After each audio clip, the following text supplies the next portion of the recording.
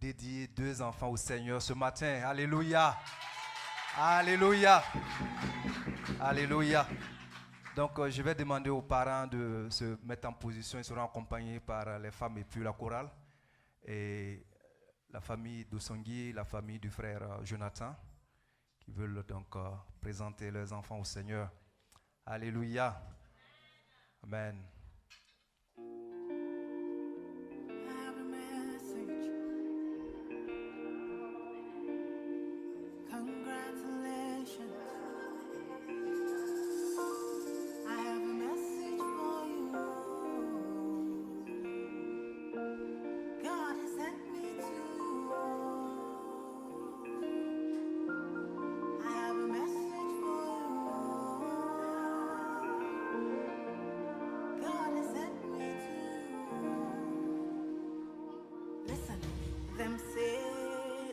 You say you can never be the one, but see, I've seen that God is greater than that. Who can bow with the Lord? Nobody. Who can change his mind around me? Alléluia.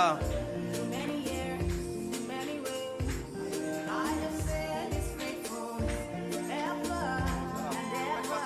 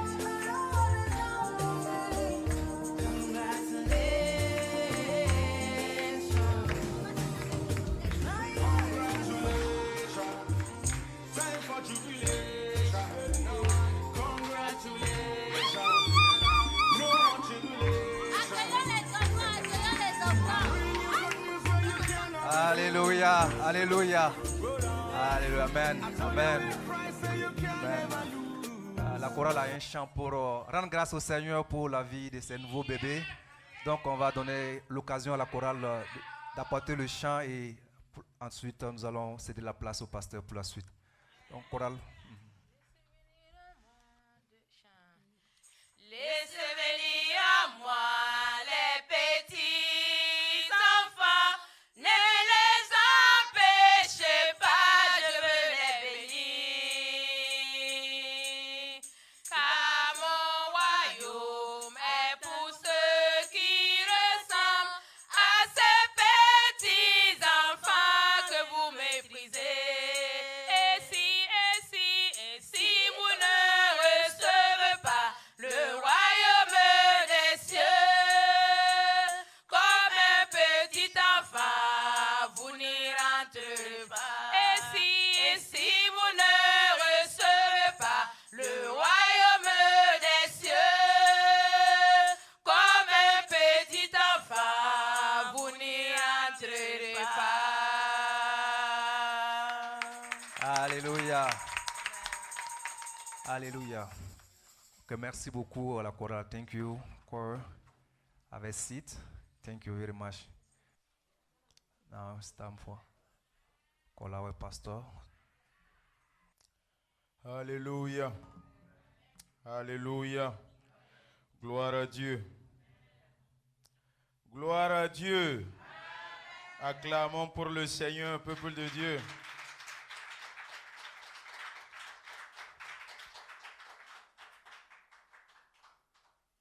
L'Église aime les mariages et les...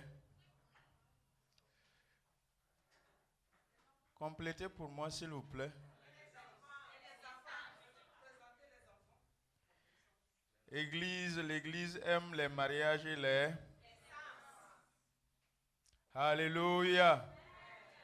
Donc, ce qui veut dire que vous devriez vous mettre au...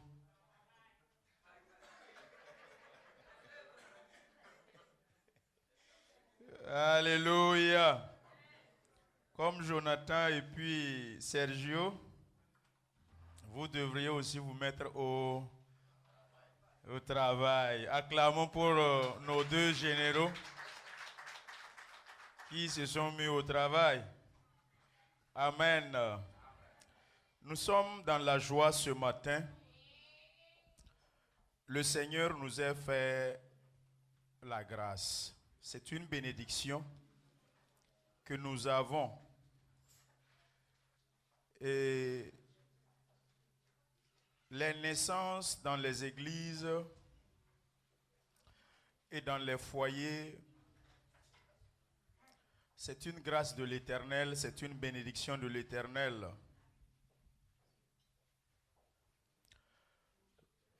Ce matin, c'est la consécration. Avant que nous ne lisions la parole de Dieu, je tenais à expliquer, à nous faire comprendre tous que ce que nous sommes en train de faire ici ce matin, ce n'est pas un baptême des bébés. Les techniciens, s'il vous plaît, projetez sur moi ici, je suis en train de parler à l'assemblée. Je vous attire votre attention afin que nous tous nous puissions comprendre, tous ceux qui sont sur les réseaux sociaux, que les églises des assemblées de Dieu ne procèdent pas au baptême des bébés, mais plutôt nous procédons ce matin aux consécrations, à la dédicace des enfants à l'Éternel. Écoutez très bien. Nous procédons à la consécration des enfants à Dieu. Et nous ne croyons pas au baptême des bébés, le baptême des enfants, jusqu'à ce que l'enfant grandisse et qu'il ait la majorité à même de faire la différence et de comprendre le pourquoi il se baptise et la nécessité de passer par les eaux de baptême. Et si nous sommes tous unanimes sur cela, nous allons procéder à la lecture de la parole de Dieu. Luc chapitre 2 à partir du verset 21.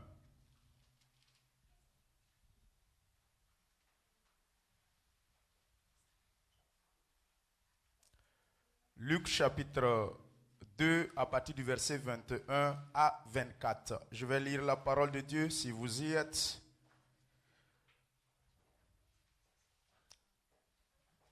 Le 8e jour auquel l'enfant devait être circoncis étant arrivé, en lui donnant le nom de Jésus, nom qu'avait indiqué l'ange avant qu'il fût conçu dans le sein de sa mère. Je répète encore le verset. Le 8e jour auquel l'enfant devait être circoncis, étant arrivé en lui donnant le nom de Jésus, nom qu'avait indiqué l'ange avant qu'il fût conçu dans le sein de sa mère. Et quand les jours de leur purification furent accomplis, selon la loi de Moïse, Joseph et Marie le portèrent à Jérusalem pour le présenter au Seigneur, comme ce que vous êtes en train de faire ce matin. Suivant ce qui est écrit dans la loi du Seigneur, tout mâle premier-né sera consacré au Seigneur, et pour offrir en sacrifice 2 tourterelles ou 2 jeunes pigeons, comme cela est prescrit dans la loi du Seigneur. Amen. Vous pouvez vous asseoir dans la présence de Dieu.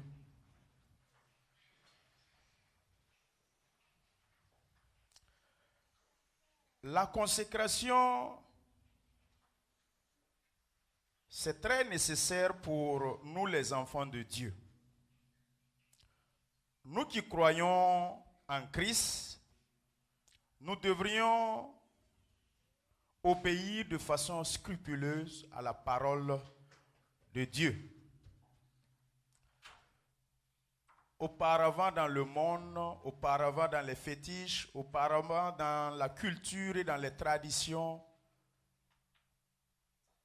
avant que nous recevions Christ comme notre Seigneur et Sauveur personnel, il y en a qui, à leur naissance, leurs grands-parents ou leurs parents les ont amenés devant l'idole du village, le fétiche du village, pour confier, pour consacrer, pour dédier l'enfant nouveau-né à l'idole, à la montagne, à la rivière, à la forêt, à toutes ces idoles ou autels du village. C'est une pratique qui se fait dans le monde. Là où nous étions auparavant dans les ténèbres, là où il n'y avait pas la lumière, jusqu'à ce que nous recevions Christ, la lumière. Aussi, nous devrions amener nos enfants pour consacrer, pour dédier, pour le remettre entre les mains de Dieu, pour confier l'enfant à Dieu, la vie de l'enfant à Dieu, le futur de l'enfant à Dieu. C'est ce que le corps de Christ, le corps ecclésiastique, doit s'évertuer à faire. La Bible parle du 8e jour.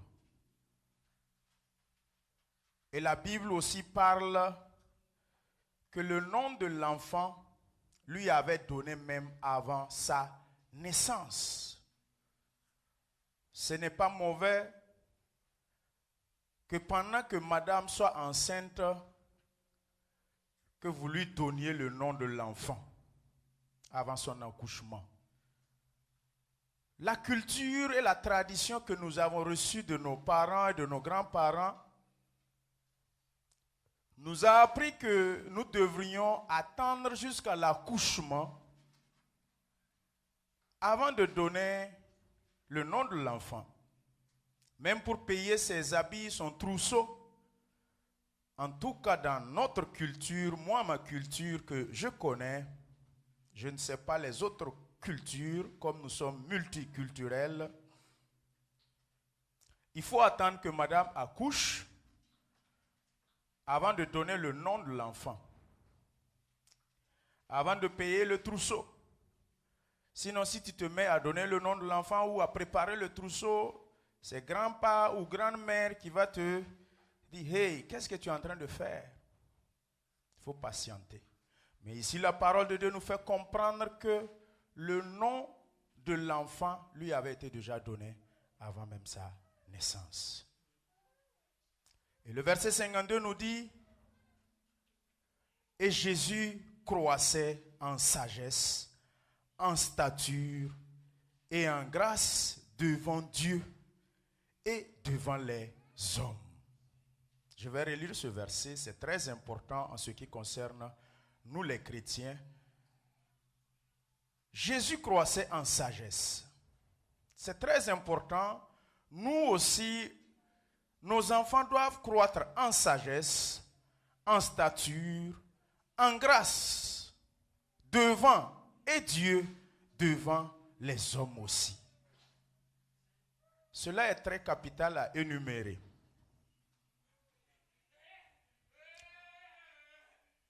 Proverbe chapitre 20, verset 11. La parole de Dieu nous dit que l'enfant laisse déjà voir par ses actions si sa conduite sera pure et droite. Parents, écoutez très bien. l'enfant laisse déjà voir par ses actions si sa conduite sera bonne, sera agréable. Si vraiment c'est un enfant de demain. Mais cela ne doit pas nous étonner ou surprendre, nous les parents.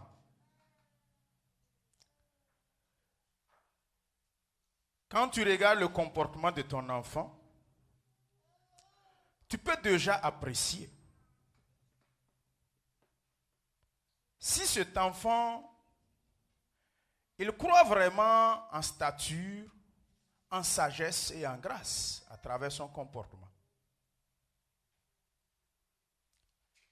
Éphésiens 6, 1er. Enfants, obéissez à vos parents selon le Seigneur, car cela est juste. Honore ton père et ta mère, c'est le premier commandement, avec une promesse, afin que tu sois heureux et que tu vives longtemps sur la terre. Et le verset 4 est en train de parler aux parents. Et vous, pères, n'irritez pas vos enfants, mais élevez-les en les corrigeant et en les instruisant selon le Seigneur. Amen. Ce que nous sommes en train de voir ce matin ne concerne pas seulement le couple d'Osangui et Padea. Ça concerne toute l'Église entière. Église grand E, le corps ecclésiastique. C'est une grande responsabilité d'avoir un enfant en charge. Parents, ne pensez pas que l'enfant c'est seulement le produit d'une jouissance ou le fruit d'un amour entre toi et ta femme, mais plutôt, c'est une lourde responsabilité. Tu as le devoir et la mission d'enseigner, d'éduquer, d'instruire. Et le mot le plus fort utilisé par la parole de Dieu, c'est inculquer.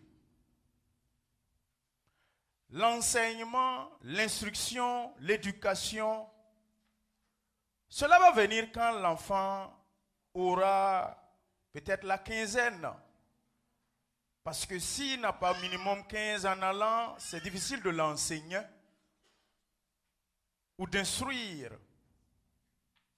Mais le mot inculquer commence dès sa naissance. Parce que Taboula Razak a dit que l'enfant est un tableau vierge. Son cerveau est un tableau vierge sur lequel les parents doivent écrire.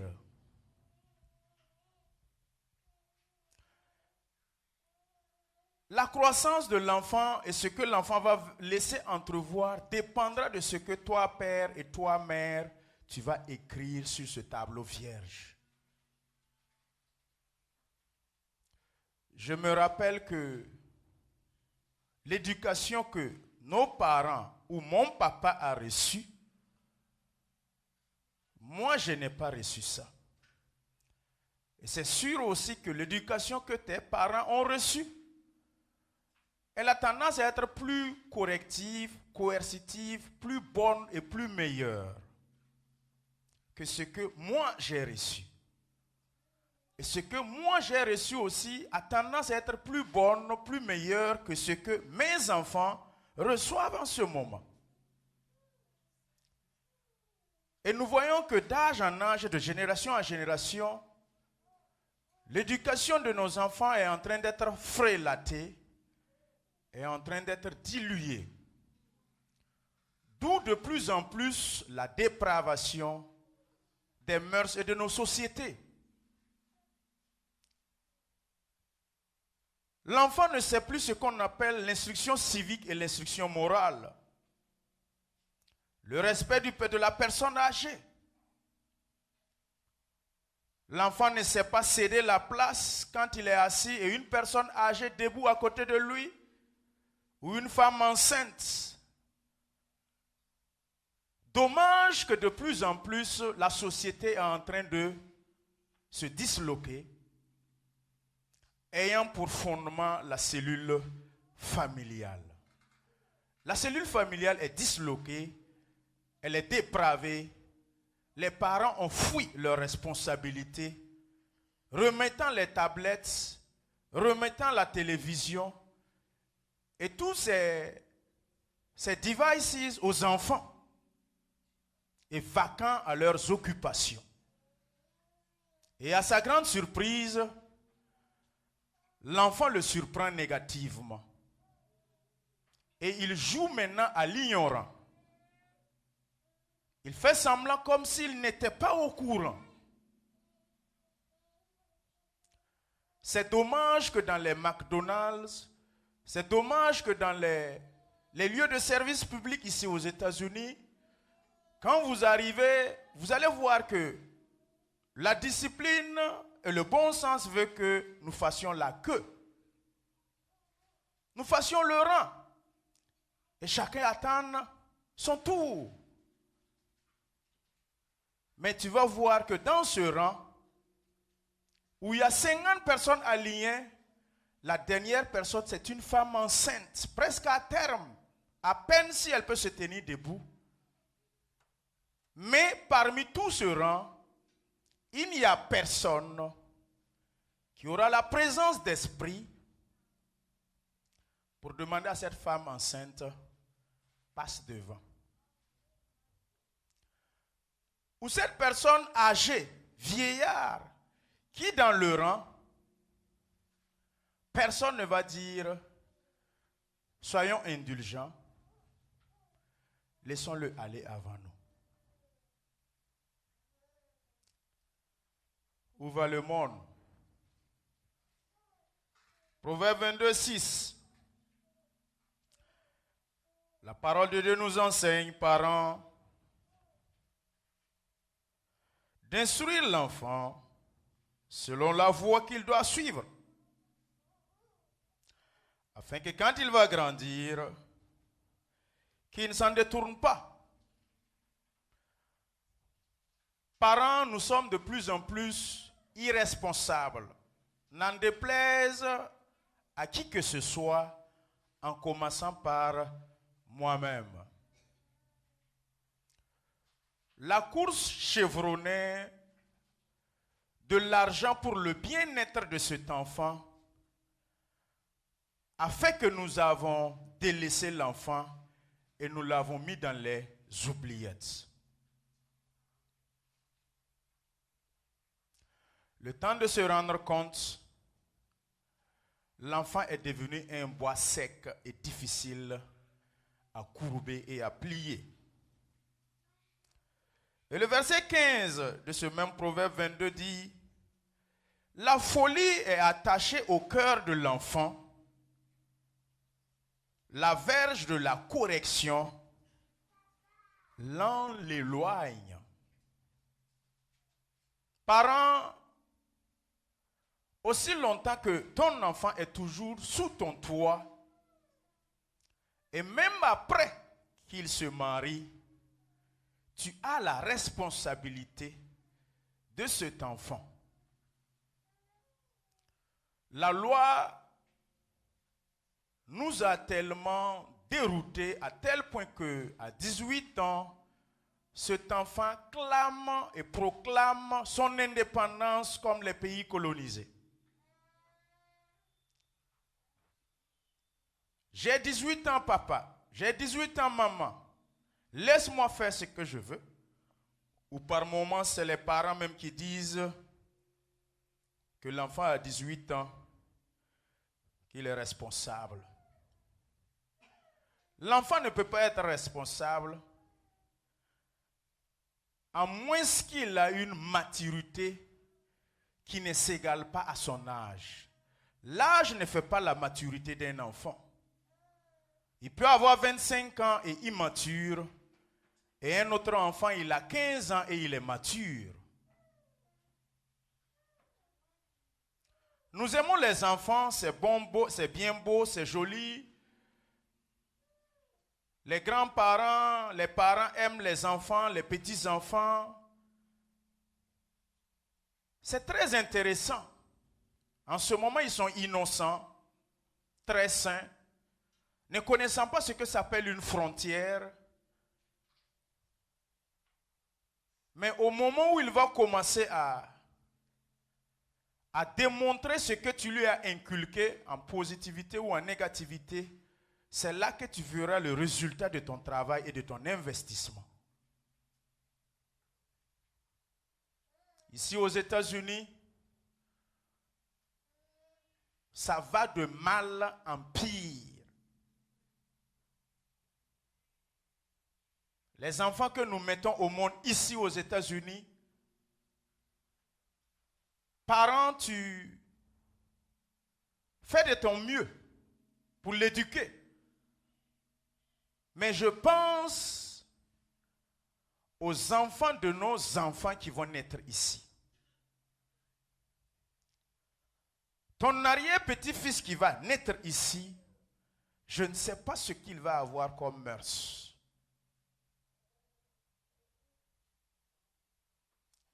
Être émigré, c'est bon. Mais il a aussi ses conséquences fâcheuses.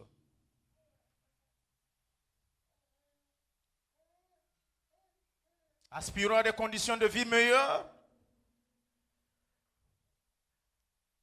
Mais aussi, il faut être prêt pour subir le courroux de cela.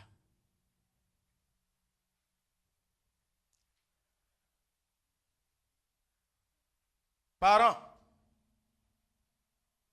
il ne s'agit pas d'avoir des enfants, avoir et avoir et avoir. Il s'agit de les avoir et de savoir en prendre soin.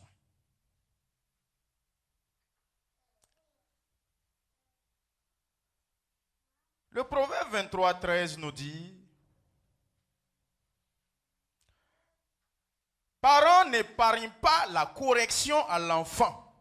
Si tu le frappes de la verge, il ne mourra point. Verset 14. En le frappant de la verge, tu délivres son âme du séjour des morts.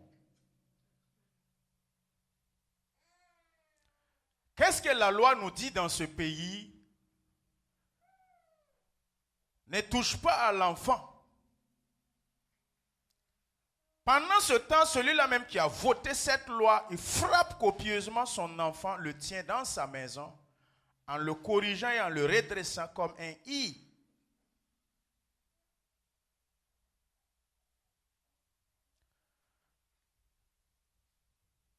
Les hybrides sont de plus en plus royalistes que le roi. Au village, chez moi, quand je sors et je déconne, c'est le voisin qui me frappe. Je pleure, je cours à la maison, on demande qu'est-ce qu'il y a.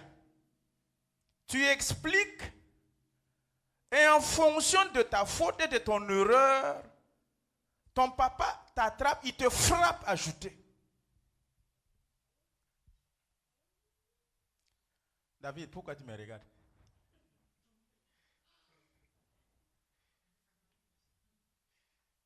J'ai dit ça à David, redresser son visage pour regarder. Lui là même.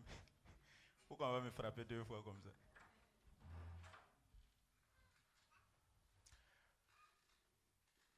C'est pas sûr que nous, nos enfants, vont vivre ça. Ils vont connaître cette éducation. Quand vous écoutez ce message, je pense qu'à partir de là même, on peut faire la prière finale et vous allez rentrer chez vous.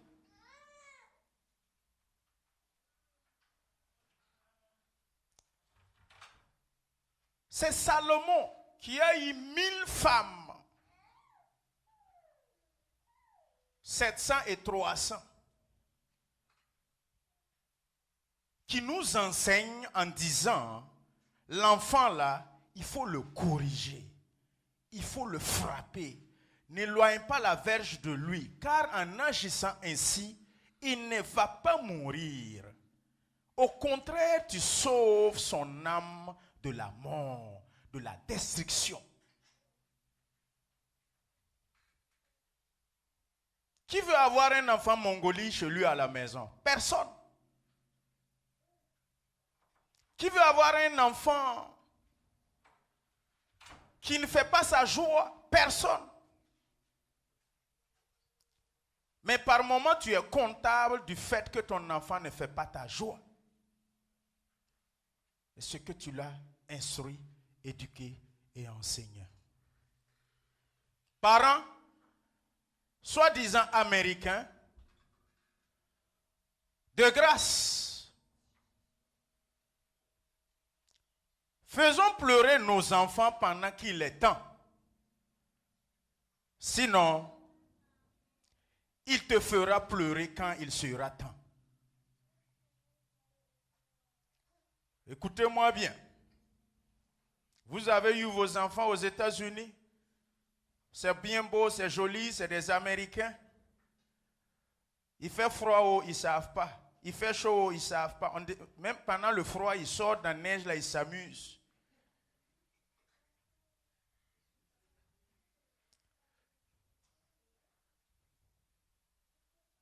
De grâce, éduquons-les bien.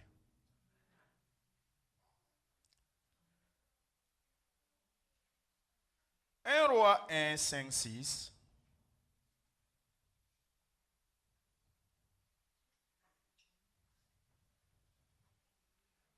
Ne pensez pas que ça concerne Pardéa et Dosangui seulement.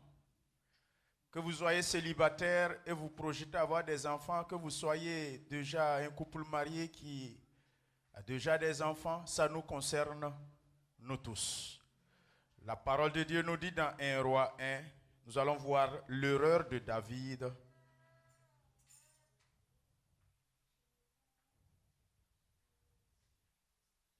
Un Roi chapitre 1, à partir du verset 5.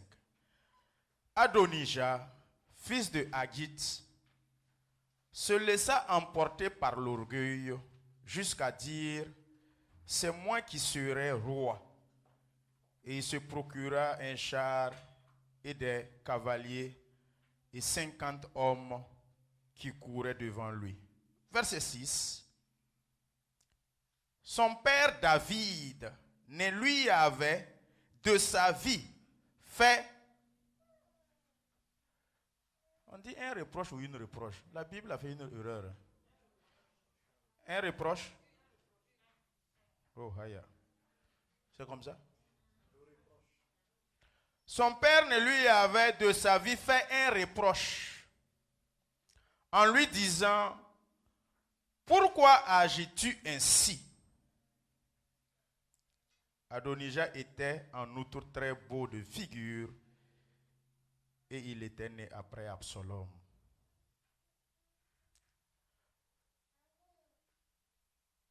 Un Roi chapitre 2, à partir du verset 13.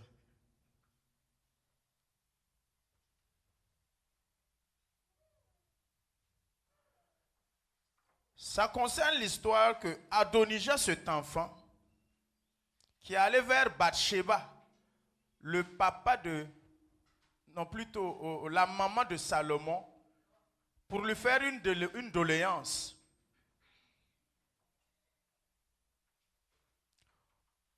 Jusqu'au verset 25, nous voyons que Adonijah,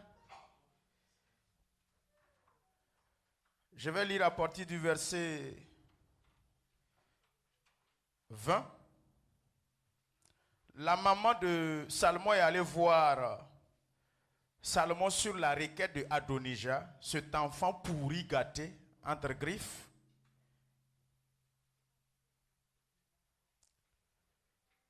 J'ai une petite doléance à te faire. Ne me la refuse pas. Et le roi lui dit: demande ma mère, car je ne te refuserai pas. Et Bathsheba dit à son fils Salomon: qu'Abishag, Abishag, c'est cette femme sunamite qu'on a mis auprès de David quand il était vieux pour, la Bible dit de le réchauffer. Je ne sais pas si c'est courant électrique ou quoi. Elle demande à ce que qu'Abishag soit donné pour femme à Adonijah. C'est Adonijah qui demande. Et le roi Salomon répondit à sa mère, « Pourquoi demandes-tu Abishag, la Sunamite, pour Adonijah?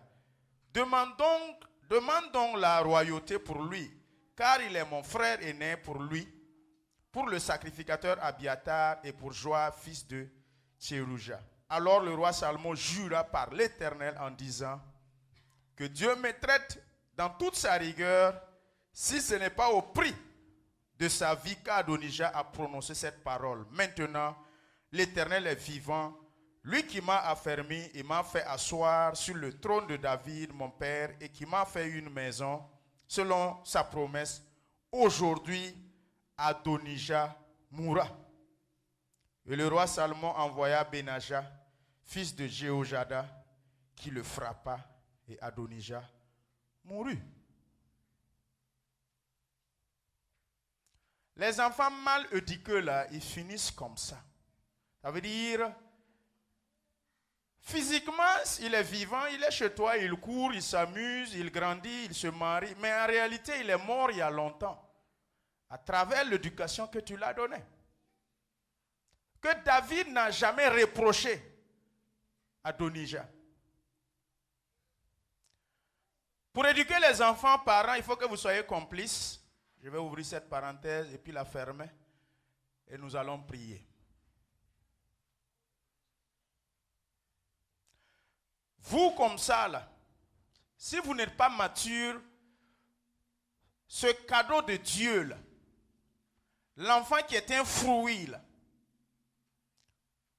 il risque, si vous ne savez pas l'éduquer, d'être un poison dans votre foyer. L'enfant peut être une occasion de division, de discorde, de mésentente, de bagarre entre toi, femme, et ton mari. Vous vous êtes aimé, lui il n'existait pas. Vous vous êtes suivi, lui il n'existait pas. Cet enfant n'existait pas. Vous avez fait 1 an, 2 ans, 3 ans ensemble, se marier, et ensuite Dieu vous a béni. Lui, il est un étranger et passager. Vous voulez vous ne voulez pas ces enfants qui sont dans vos bras, c'est des passagers dans vos maisons.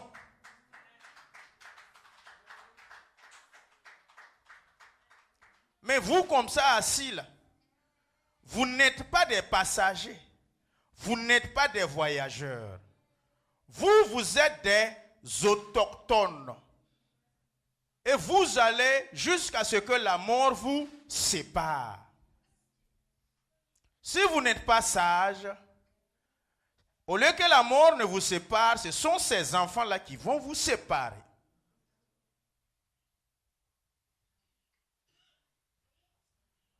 J'espère que vous m'écoutez.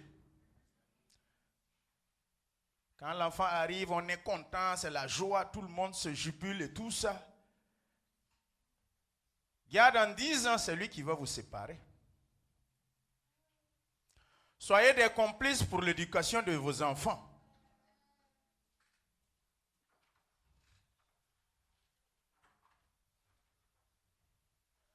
Généralement, les mamans ont tendance à dire que je n'aime pas la façon dont tu traites mon enfant. Je n'aime pas la manière dont tu parles à mon enfant. Je n'aime pas, ne touche pas à mon enfant. Mon ami, ton enfant là, ce n'est pas une vache ou bien ce n'est pas un taureau où on va attacher à aller vendre au marché. Quand tu vas finir d'engraisser ça, l'embouche bovine là, tu ne vas pas vendre ça. Tu vas mettre ça au service de la société. Quand l'enfant déconne, maman gifle. Il court, il va vers papa. Papa demande qu'est-ce qu'il y a. Il explique, papa, tu gifles la joutée. Et il se cherche. C'est ça la complicité pour éduquer un enfant. Écoutez-moi bien. Vous les soi-disant hybrides américains, vous voulez copier les autres alors que vous n'êtes pas là. Si vous ne mettez pas en pratique, voici ton caca après.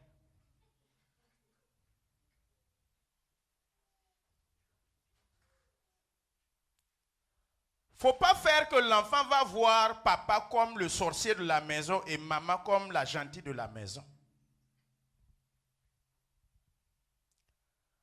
L'enfant vient demander 100 francs à papa. Papa refuse de donner. Il tourne, il va voir maman et demande, maman donne. C'est qui le méchant dans tout ça? C'est papa. Femme, vous vous voyez dans ça ou bien vous ne vous voyez pas? D'accord. Continuez comme ça seulement. Quand cet enfant va grandir là, il va te montrer pourquoi beaucoup n'a pas S à la fin.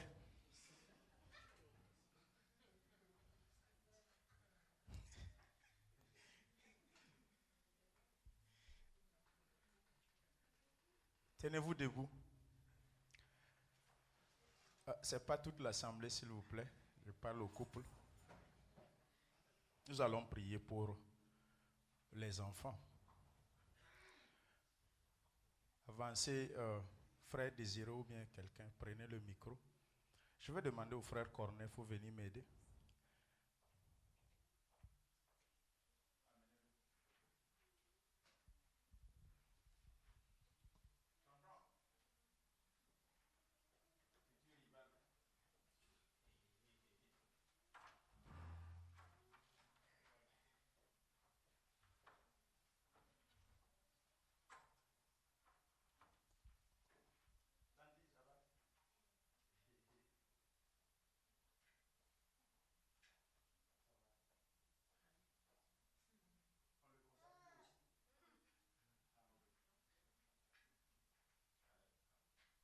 Nous allons prier. Excellent Père de grâce, nous te disons infiniment merci. Infiniment merci pour ce que tu fais. Merci parce que c'est toi qui as voulu que ces couples s'unissent et tu les as bénis à travers les fruits de leurs entrailles. Seigneur mon Dieu, comme ta parole a recommandé, que les enfants te soient consacrés, que tout ce qui nous appartient te soit dédié et te soit recommandé. Pour cela, Seigneur, ce couple, Seigneur, d'Osangui et ce couple Padea ont obéi à ta parole pour amener dans ta maison leurs enfants nouveau-nés, le fruit de leurs entrailles. Tu les as bénis gracieusement, tu les as visités divinement.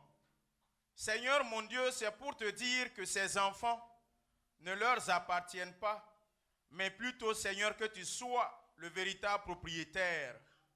Et eux, ils ne seront que des gérants. Seigneur, je te prie dans ta grâce et dans ton amour, viens prendre maintenant la charge et la garde de ces enfants. Au nom de Jésus-Christ de Nazareth, je te dédie ces enfants. Je te consacre ces enfants. Je mets ces enfants entre tes mains. Comme tu l'as dit dans ta parole dans Jean 10, 28, que tout ce qui se trouve dans ta main, personne ne peut ravir, personne ne peut arracher, personne ne peut toucher. Seigneur, je te confie ces enfants. À partir de maintenant, couvre-les de ton sang. Révèle de ta puissance. Seigneur Jésus-Christ, jour et nuit, sois sur ces enfants au nom de Jésus-Christ. Je te consacre Matt Kenrick. Je te consacre Emmanuel. Au nom de Jésus-Christ de Nazareth. Prends leur vie, Seigneur, en contrôle. Comme la mère poule couvre ses poussins. Couvre-les, Seigneur Jésus. Pour leur croissance, veille. Le chemin dans lequel, Seigneur, ils vont évoluer. Le couloir dans lequel ils vont courir. Je te prie que tu sois de devant, derrière, droite et à gauche. Entoure-les au nom de Jésus-Christ de Nazareth. Tendre Père, je t'en prie pour leur éducation. Je te demande de donner la sagesse à leurs parents. Donne-leur les moyens, Seigneur, nécessaires. Sur le plan spirituel, sur le plan financier et matériel, pour instruire et éduquer, Seigneur, ses enfants selon ta parole. Jésus-Christ de Nazareth, je te confie ces enfants. Comme tu l'as dit dans ta parole, que Jésus-Christ croissait en sagesse, en stature et en grâce devant Dieu et devant les hommes. Seigneur, que Matt, Kendrick et Emmanuela grandissent, Seigneur, en sagesse. Grandissent, Seigneur, en grâce. Grandissent en stature devant Dieu. Qu'ils aient la grâce et ils soient approuvés aussi des hommes. Au nom de Jésus-Christ de Nazareth. Tendre Père, je t'en prie pour leur mariage, pour leur instruction à l'école. Donne-leur d'être la tête et non la queue. Qu'ils impactent leur génération. Qu'ils impactent leurs promotionnaires. Seigneur, qu'ils soient une lumière pour éclairer, Seigneur, le chemin des autres. Au nom de Jésus-Christ de Nazareth. Autant marqué, amène-leur des maris et des femmes, Seigneur. Ô Seigneur, à ta gloire. Donne à Matt, Seigneur, une épouse qui a la crainte de ton nom. Et donne aussi à Emmanuel un mari qui a la crainte de ton nom. Au nom de Jésus-Christ de Nazareth. Père, au moment où ils vont se dévier pour leur Égypte, se dévier, Seigneur, de la voie que tu leur as tracée, Saint-Esprit, ramène-les sur le chemin. Au nom de Jésus-Christ de Nazareth. Tu as dit dans ta parole dans Jean 6 que tout ce que le Père t'a confié, aucune âme n'a été perdue. Tu n'as perdu et égaré aucun, Seigneur. Je te prie que ces âmes ne s'égarent pas, que ces bébés ne s'égarent pas. Au nom de Jésus-Christ de Nazareth, donne-leur d'être des enfants obéissants et soumis à leurs parents, afin qu'ils puissent, Seigneur, avoir de longs jours, afin qu'ils puissent, Seigneur, impacter au nom de Jésus-Christ de Nazareth. Tendre Père, ta parole nous a dit dans Ésaïe 11, 1er, que du rejeton d'Isaïe sortira un rameau, et de ce rameau va se reposer un esprit de sagesse, un esprit de force, un esprit de courage, un esprit d'intelligence. Seigneur, Père éternel, que de ces familles, Seigneur Jésus, qu'un esprit de sagesse, de courage, de force repose sur Matt Kendrick, repose sur Emmanuela au nom de Jésus. Bénis-les, Seigneur Père. Bénis, Seigneur, tous les enfants de cette église. Bénis les parents et bénis tous les parents de cette église. Seigneur, les jeunes filles et jeunes hommes, ainsi, Seigneur, que les couples qui n'ont pas encore d'enfants, bénis-les, Seigneur Père, par le fruit de leurs entrailles. Fasse, Seigneur Père éternel, que ces enfants soient un sujet de joie dans les foyers. Que ces enfants soient un sujet de grâce et d'harmonie. Que ces enfants soient un sujet d'union, Seigneur. Que ces enfants soient, Seigneur, des traits d'union pour leurs parents au nom de Jésus-Christ de Nazareth. Qu'ils soient des cadeaux bénis, Seigneur, pour le foyer au nom de Jésus-Christ de Nazareth. Tendre Père, je te les dédie et je te les consacre. Je les remets entre tes mains. Veille pleinement sur eux et va au-delà de ce que nous n'avons pas su demander. Au nom de Jésus-Christ de Nazareth, nous avons prié. Amen. Amen. Amen. Venez, on va prendre une photo avant que vous Oh God, woman, I beg you, give me your attention. Very, very soon you will share your testimony. One by one you will tell your testimony. Bigger than money, we say sweeter than honey. Congratulations, you've seen the glory of God. Congratulations, He has done it for you. And you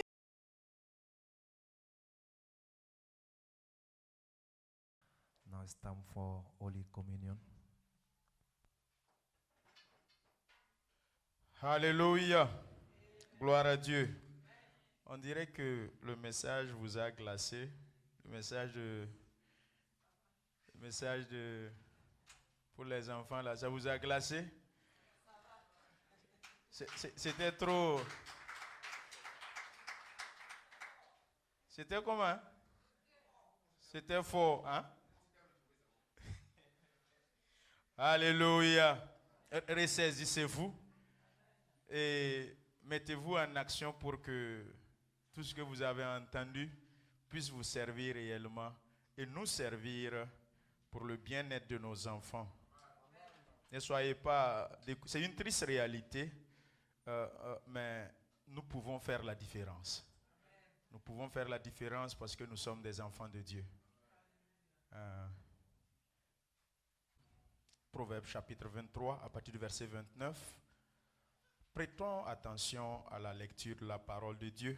À partir du verset 29, si nous y sommes, nous allons procéder à la lecture. suivez la lecture, s'il vous plaît. Sergio, tu penses à quoi? À un troisième ou bien c'est quoi? Suivons la lecture. Alléluia. Pour qui les a? Pour qui les hélas? Pour qui les disputes? C'est des questions que Salomon est en train de nous poser. Pour qui les plaintes? Pour qui les blessures sans raison?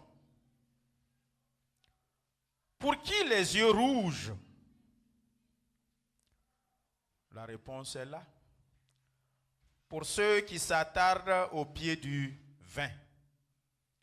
Pour ceux qui vont déguster du vin mêlé. Ne regarde pas le vin qui paraît d'un beau rouge, qui fait des perles dans la coupe et qui coule aisément. Il finit par mordre comme un serpent et par piquer comme un basilic. Tes yeux se porteront sur des étrangères et ton cœur parlera d'une manière perverse. Tu seras comme un homme couché au milieu de la mer, comme un homme couché sur le sommet d'un mât. Verset 35. On m'a attrapé. Je n'ai point de mal. On m'a battu. Je ne sens rien. Quand me réveillerai-je? J'en veux encore. Alléluia. Gloire à Dieu. Frères et sœurs, ce que nous venons de lire, c'est pour toi et pour moi.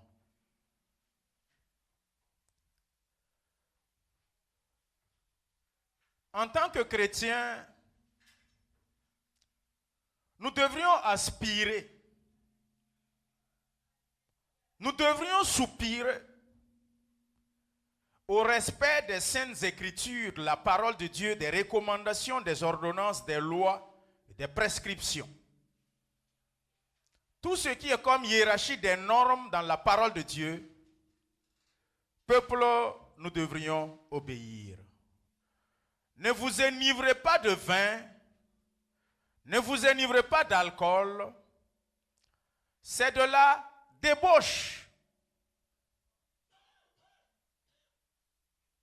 Mais soyez plutôt au contraire remplis du Saint-Esprit, nous dit Éphésiens chapitre 5.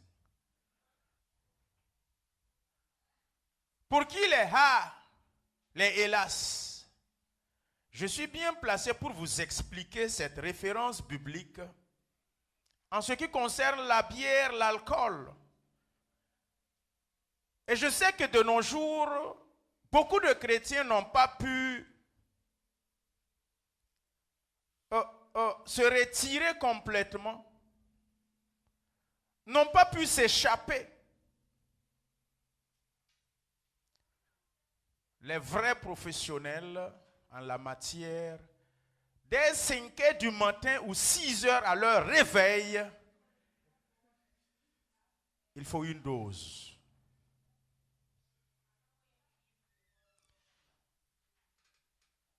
Il faut qu'on lui serve un peu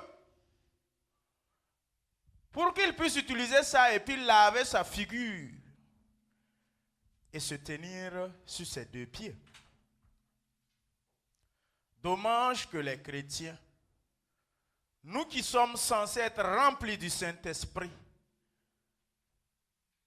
nous voyons par moments des frères et des sœurs qui sont toujours enlacés dans les liens de l'ivrognerie, de l'alcoolisme.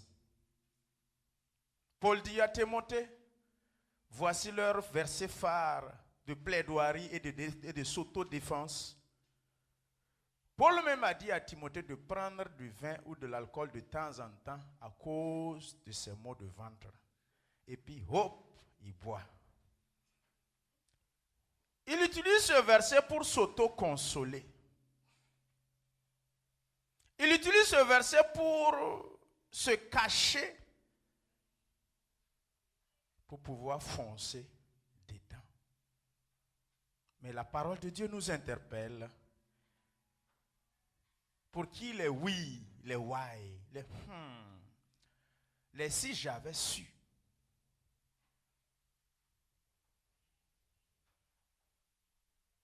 Un vrai godeur, un vrai buveur doit au moins avoir les cicatrices de l'alcool à quelque part sur son corps. Moi, quand j'étais plus jeune et dedans, à la fin du culte, venez voir ma cicatrice, c'est ici. Les promotionnaires de l'ENAM, on a fini les cours et on est allé à Lumbila, on a bu. On a bu. On a peinté, comme on le dit.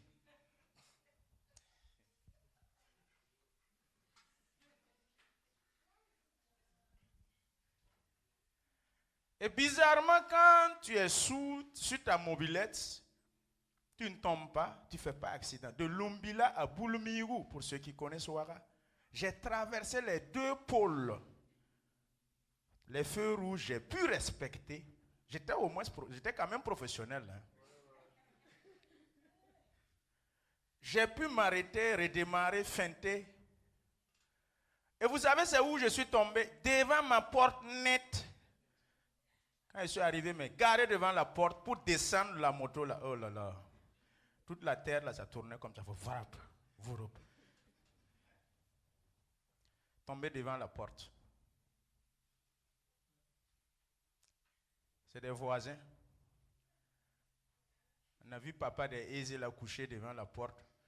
L'autre cuisse là sous la mobilette. Tuyau d'échappement là a brûlé ça, je ne savais pas. Ah, mais on a dit verset 35. On m'a frappé, je n'ai pas su. Je n'ai point de mal. On m'a battu. Je ne sens rien. Quand me réveillerai-je? Et il dit encore, j'en veux encore. Ils ont tapé la porte. Madame est sortie. Ils se sont aidés. On m'a trimballé dedans. Vous savez ce que vous avez dit, trimballer, non? Le lendemain, je réalise que j'ai eu des plaies ici, des plaies ici, des plaies ici. Paul dit qu'il a les cicatrices de Christ sur lui. Mais mon frère, toi tu as les cicatrices de l'alcool. Et il nous interpelle ici aujourd'hui que nous devrions sortir de ça. Si tu es toujours dedans, il te demande, soyez plutôt au contraire remplis du Saint-Esprit. À l'intérieur, j'ai vomi et revomi. Et bizarrement, quand tu lèves le matin, mon ami, il ne faut pas boire de l'eau. Si tu t'amuses, tu bois de l'eau, ça réveille ça encore. Mes anciens collègues, quand je parle, vous voyez dedans, ils sourient. Ils baissent leur tête là, et puis ils sourient.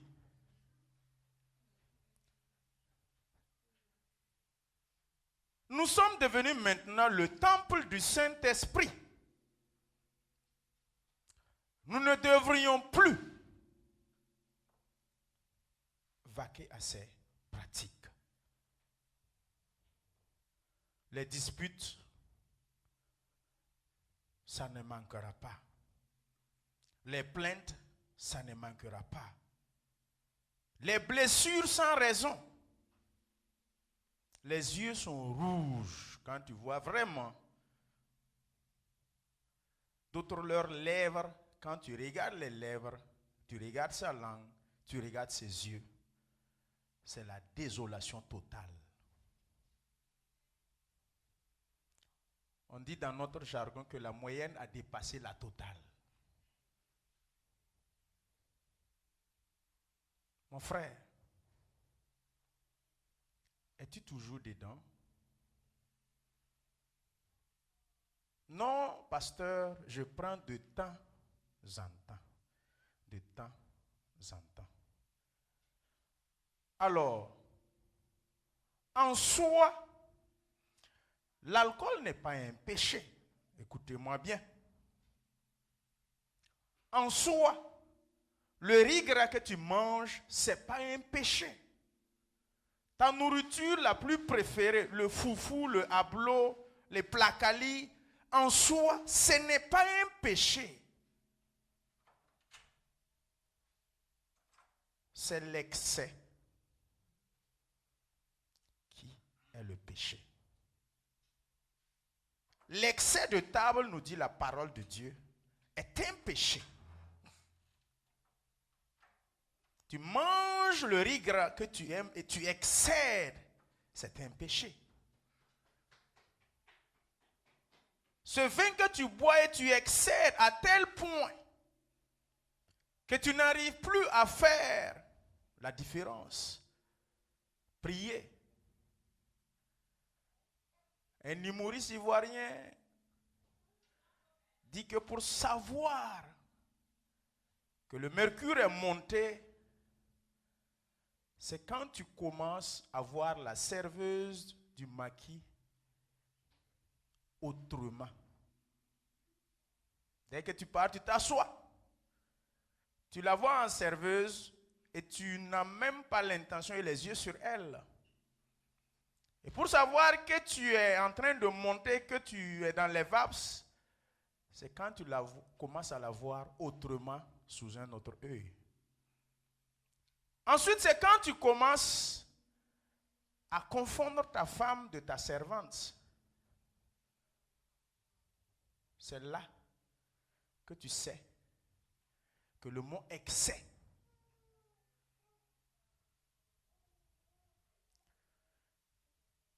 d'autres commencent à appeler leur femme. Psst, psst. Hey madame, viens. La femme vient. Est-ce que je peux avoir ton numéro? Sa propre femme.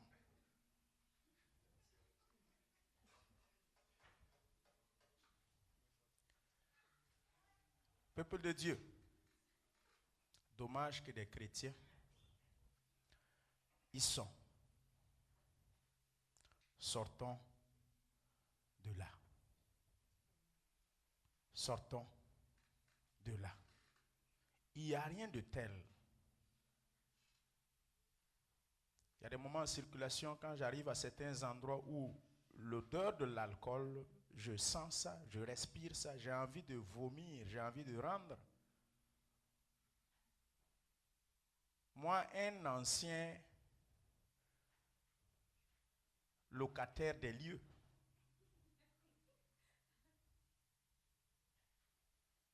peuple de Dieu, où es-tu actuellement? Nous allons baisser nos têtes et prier le Seigneur, nous préparer pour la table du Seigneur.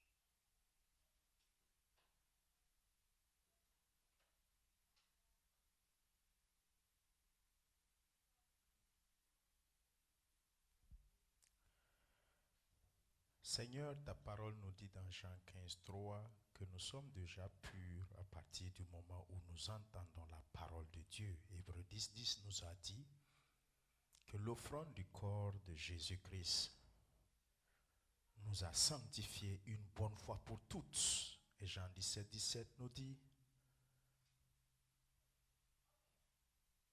purifie-les, sanctifie-les, car ta parole est la vérité. Merci de nous sanctifier.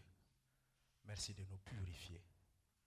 Merci encore de nous relâcher libres afin que nous puissions manger avec toi, afin que nous puissions avoir cette alliance, cette communion avec toi. Seigneur, je me réjouis encore avec mes frères et sœurs d'être devant la table du Seigneur, devant le repas du Seigneur, et car tu nous as commandé, ordonné de le faire à chaque fois que nous sommes ensemble, que nous nous réunissons.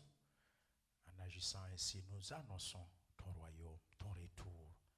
Seigneur, bénis ton Église ce matin, fortifie chacun, et que le malade reçoive la guérison, car c'est à travers tes maîtres sûrs que nous sommes guéris. Et que celui-là, Seigneur, quelle que soit l'espèce et la nature d'attaque spirituelle, Seigneur, soit délivré. Toute forme de maladie, maladie de sang, sang contre sang, le sang de Jésus est le meilleur qui guérit et qui restaure. Bénis ton peuple. Au nom de Jésus-Christ, nous avons prié. Amen. Amen. Je vais nous inviter à tenir debout, à nous tenir debout.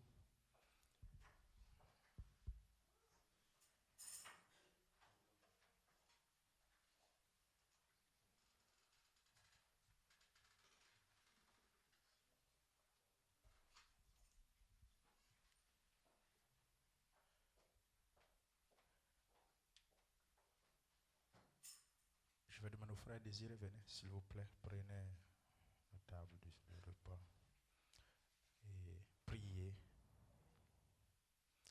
Ceux qui sont passés par les eaux de baptême, par immersion,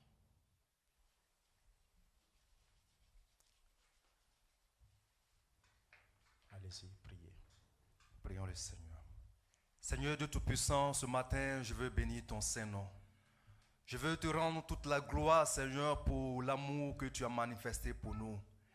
C'est un signe d'amour pour chacun de nous que tu as accepté ce bois infâme, que tu as accepté, Seigneur, d'aller jusqu'à la croix, Seigneur, pour que je sois sauvé, pour que mon frère et ma soeur soient sauvés. Ce matin, je veux te dire merci pour cet amour incommensurable. Je veux te dire merci, Seigneur Jésus-Christ, pour cette grâce, Seigneur, que tu nous as fait, Seigneur, de te connaître, Seigneur. Merci pour ce sacrifice ultime, Seigneur. Oh, ce matin, Seigneur, nous voulons encore nous approcher de toi, Seigneur. Nous voulons encore communier avec toi, Seigneur, pour nous commémorer, Seigneur, de cet amour, Seigneur. Je te prie, Seigneur, que ces emblèmes, Seigneur, oh, soient richement bénis, Seigneur. Que ces emblèmes, Seigneur Jésus-Christ, nous donnent encore, Seigneur Jésus-Christ, de rester encore attachés à toi, Seigneur. De rester, Seigneur Jésus-Christ, oh Père, rester tes enfants fidèles, Seigneur, et marcher dans la vérité, Seigneur. Je t'en supplie ce matin. Donne-nous, Seigneur Jésus-Christ, de prendre, Seigneur Jésus-Christ, ces emblèmes avec révérence, Seigneur. Amen. Et de nous souvenir, Seigneur, de ton sacrifice. De nous souvenir, Seigneur Jésus-Christ, de l'amour que tu as manifesté pour chacun de nous, Seigneur. Que ces emblèmes, Seigneur, ôtent, Seigneur Jésus-Christ, oh, tout ce qui est maladie, Seigneur. Et tout ce qui est, Seigneur, fardeau, Seigneur, ce matin, Seigneur. Oh, que Jésus-Christ, Seigneur, tes maîtres ici, Seigneur. Oh, puisse, Seigneur Jésus-Christ, puisse arracher tout ce qui est blessure en nous, Seigneur, et apporter la guérison. Seigneur, je te prie, Seigneur, de bénir, Seigneur, cela, Seigneur, afin que la gloire et l'honneur te reviennent à jamais. Amen. Au nom de Jésus-Christ. Amen. Amen. Gloire à Dieu. Amen. Je vais inviter l'Assemblée une à une de lever la voix et de bénir le nom de l'Éternel pour ce qu'il a fait pour nous à travers l'œuvre achevée de la croix.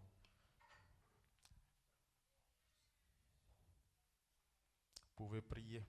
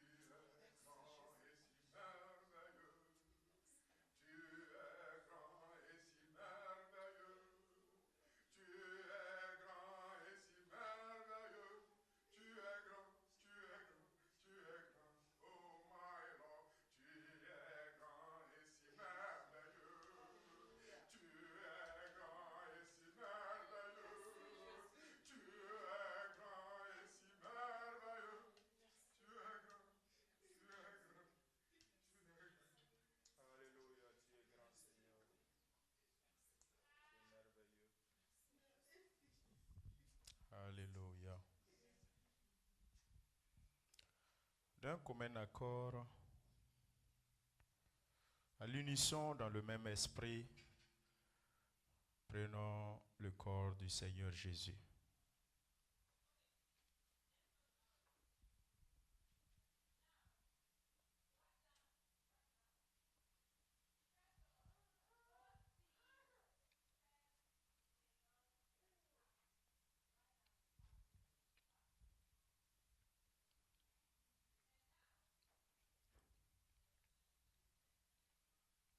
Encore en uniformité d'esprit, en union d'esprit, en accord d'esprit, prenons cette coupe qui est le sang de la nouvelle alliance de Jésus.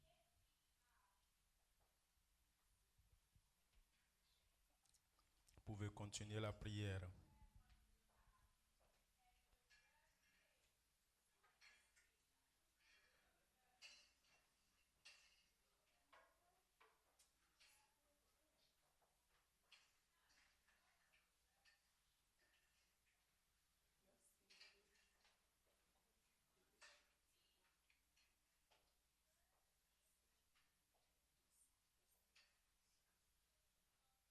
Vous pouvez continuer la prière.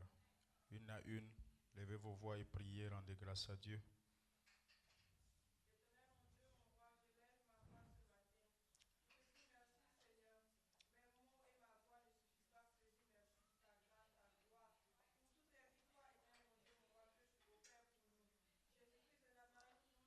Alléluia.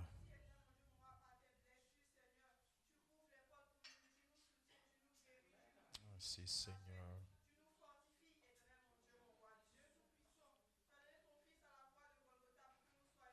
C'est vrai Seigneur. C'est vrai. Merci Seigneur. Au nom de Jésus. Alléluia. Merci Seigneur.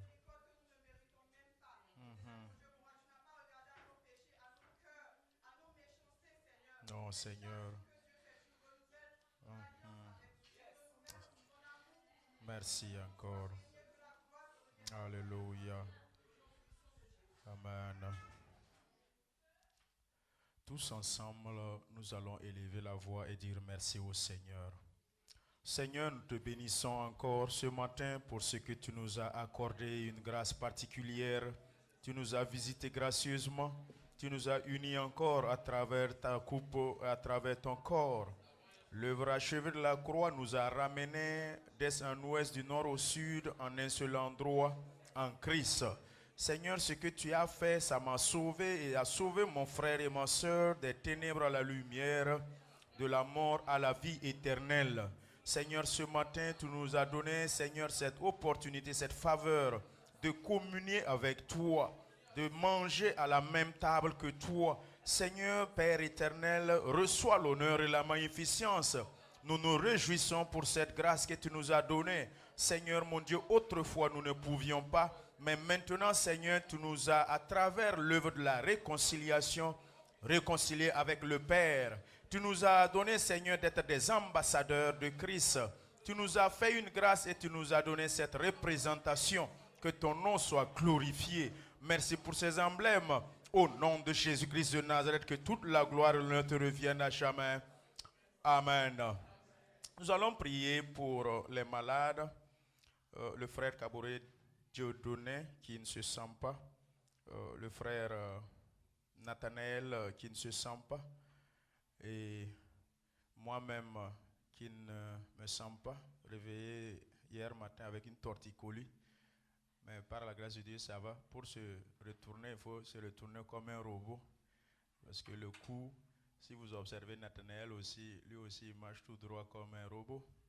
Nous allons demander à ce que le Seigneur étende sa main. Et tous ceux qui sont malades, que nous n'avons pas su, et qui sont dans l'assemblée, nous allons demander à ce que le Seigneur étende sa main et qu'il nous restaure et nous guérisse. Seigneur, c'est toi qui as la guérison. Et tu nous as envoyé ta parole afin de nous guérir. Tu as envoyé ta parole afin de nous restaurer. Cette parole, je la proclame ce matin, la parole de la guérison. la parole de la victoire, la parole, Seigneur, de restauration. Seigneur, tous ceux qui souffrent dans leur corps. Seigneur, je pense au frère Kaboré Dieudonné. Je pense à mon frère Kaboré Nathanaël et moi-même. Seigneur, souffrant dans notre corps et tous ses frères et sœurs dans l'assemblée, ici présents ou absents, pour des raisons de maladie. Seigneur, je demande que tu les guérisses. Je demande que tu les restaures. Je demande que tu fasses grâce et que tu les bénisses. Saint-Esprit, fasse partie, Seigneur, cette douleur. Au nom de Jésus-Christ de Nazareth, car c'est toi, Seigneur, qui as le monde, la guérison. Merci encore, Père. Au nom de Jésus-Christ, nous avons prié. Amen. Gloire à Dieu. Alléluia. Amen. Matthieu 21, 28. Je vais terminer le message du dimanche passé, ayant le même thème et le même titre. Chrétien, pose une action pour Dieu si tu veux un salaire. Dimanche passé, le temps n'a pas suffi et que j'avais coupé.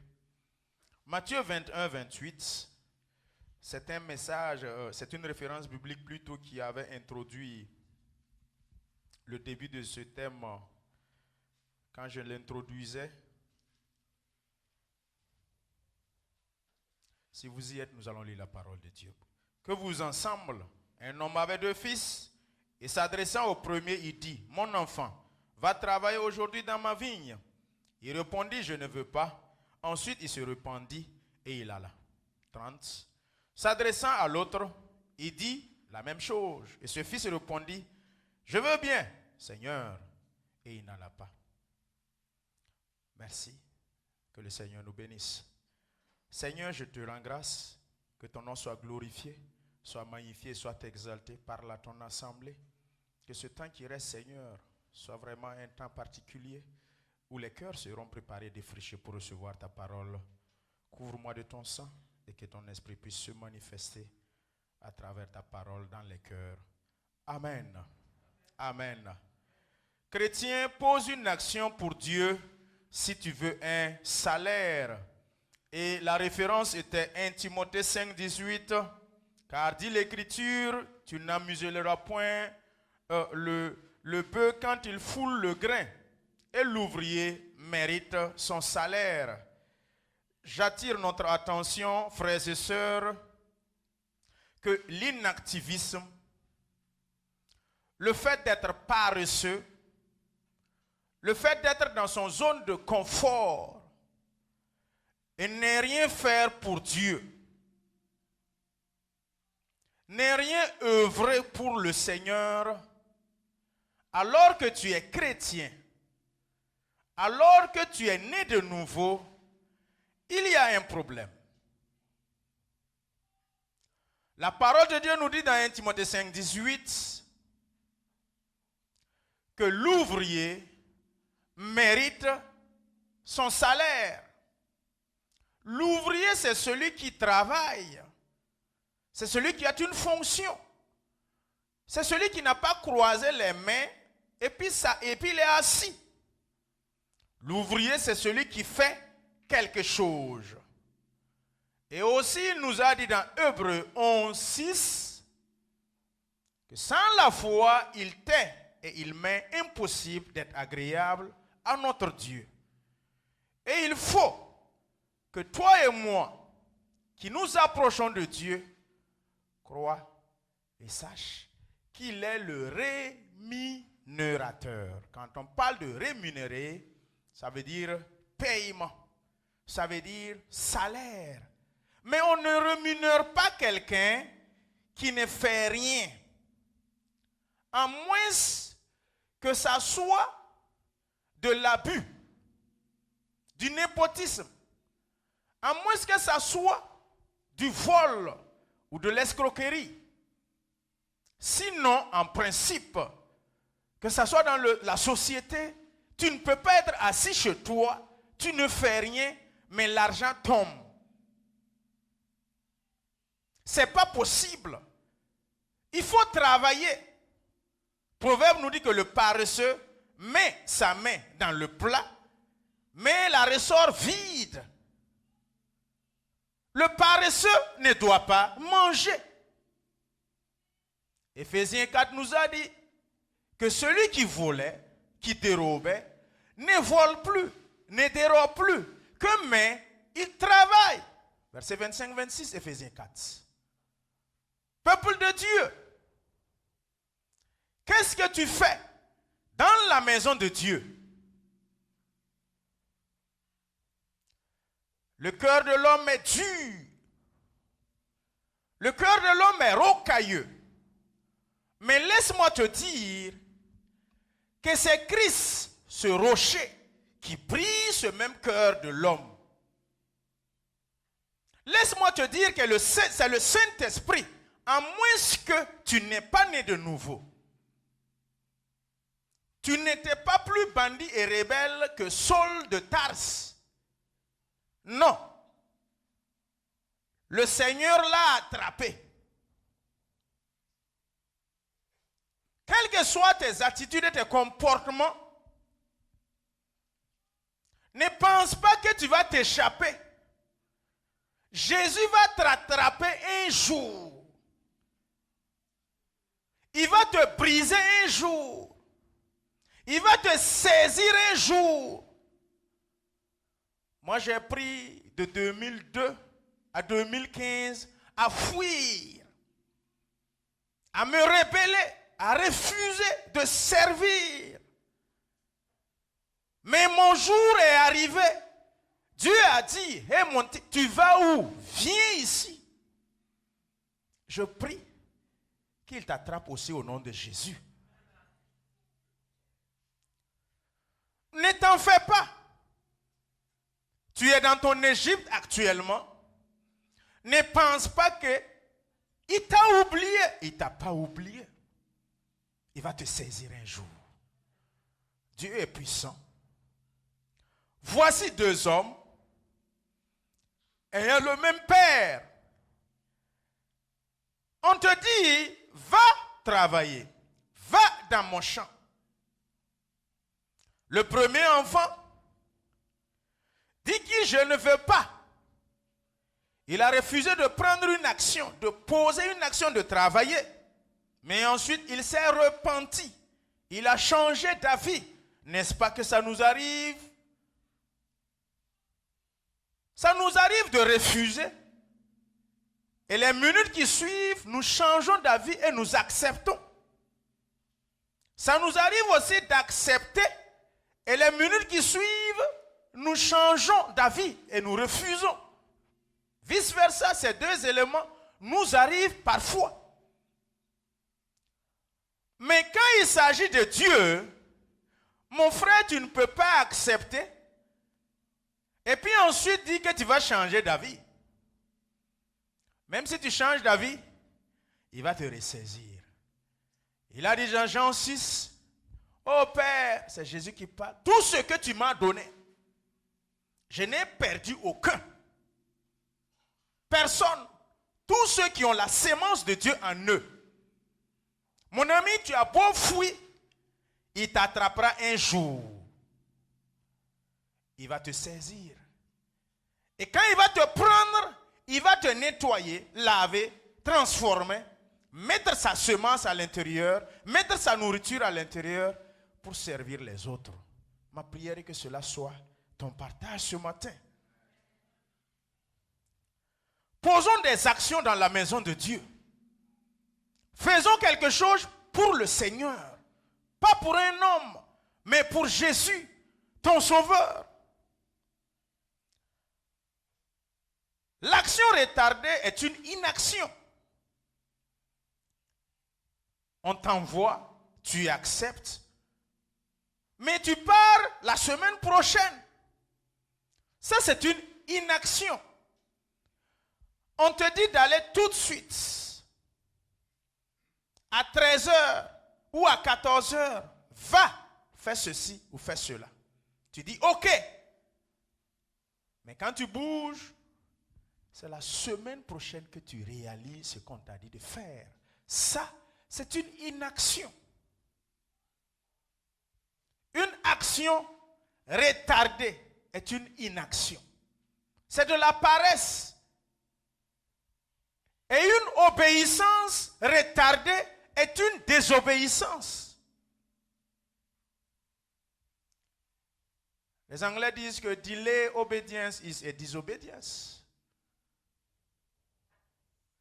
Delay action, it is an inaction.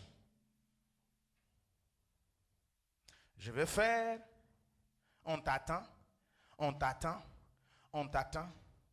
Et tu choisis ton propre temps, le jour que tu veux, et tu fais. Ça, c'est une désobéissance.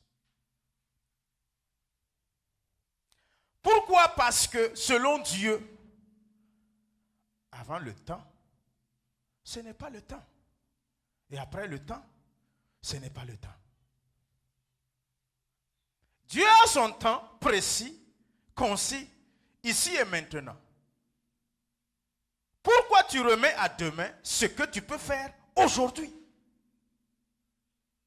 Tu comprends pourquoi ça ne va pas dans ta vie? C'est parce que il y a cette lenteur, cet inactivisme. L'idée t'est sémée par le Saint-Esprit. La vision t'a été donnée par le Saint-Esprit. Est-ce que vous savez que quand vous lisez bien la parole de Dieu, la bénédiction de l'Éternel qui enrichit. Seule la bénédiction de l'Éternel enrichit. Quand nous lisons cette référence biblique, en ce qui concerne aussi les dîmes, être fidèle à tes dîmes, ce n'est pas ça qui apporte la richesse. Mais ça apporte plutôt la bénédiction, pas au pluriel, mais au singulier. Quelle est cette bénédiction? Le Saint-Esprit va te donner des visions, des idées, des projets qui sont différents, que personne d'autre n'a eu dans sa tête. C'est ça, les avantages d'être béni. C'est de cette bénédiction qu'il parle. Ça te donne le pouvoir et la capacité, cette bénédiction. Mais tu as reçu, tu ne te mets pas en action. Tu as reçu et tu es assis patard. Tu ne fais que remettre à demain. Delay, delay, delay, delay.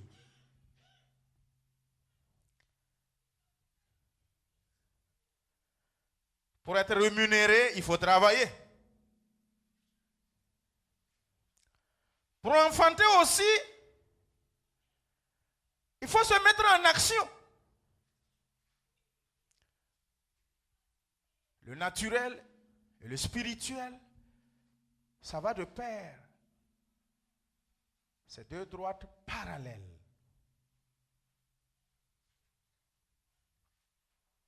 Je me rappelle dans le basement, il y a un couple qui venait pour prier pour l'enfantement. Je priais pour eux, sans les connaître et savoir leurs conditions de vie sociale. Ils sont ensemble plus de 10 ans, ici aux États-Unis. Mais je ne savais pas que la femme se trouve ici, à Maryland, et l'homme vit à New York. Et il peut faire 6 mois, 3 mois, souvent plus, sans se rendre visite mutuellement. À un moment donné, oui, vous priez pour les enfants, pour l'enfantement, mais c'est bon, laisse la prière comme ça. Mettez-vous en action.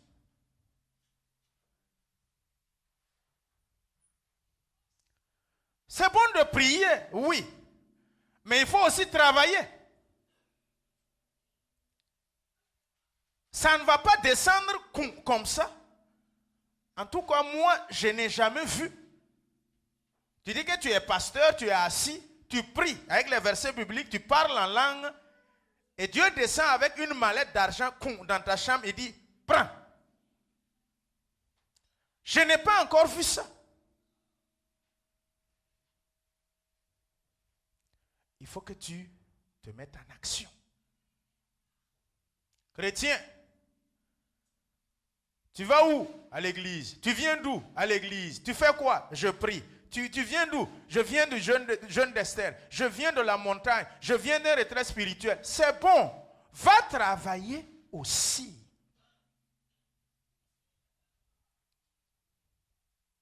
Mets-toi en action.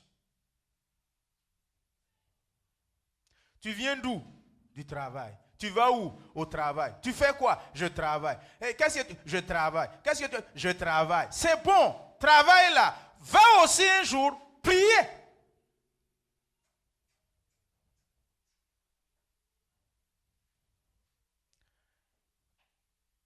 Dieu veille, Jérémie 1,12, sur sa parole afin de l'accomplir.